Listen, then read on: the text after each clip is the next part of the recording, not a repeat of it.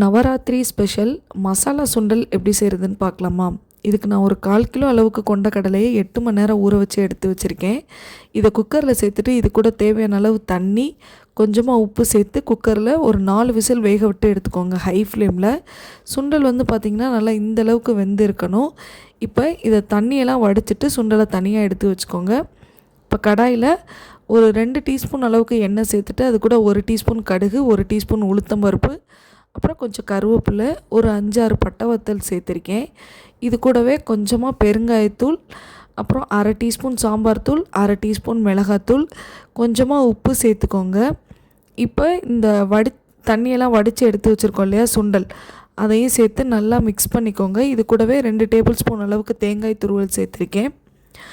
இதில் நீங்கள் வேணும்னா விருப்பப்பட்டால் வெங்காயம் சேர்த்து கூட தாளிச்சிக்கலாம். வெங்காயம், பூண்டு தட்டி போட்டு சேர்த்துக்கலாம். நான் வந்து இப்போது சாமிக்கு படைக்கிற மாதிரி இருந்துச்சு அப்படின்னா சில பேர் வெங்காயம், பூண்டு சேர்க்க மாட்டாங்க. இந்த மாதிரியே செஞ்சுக்கலாம்.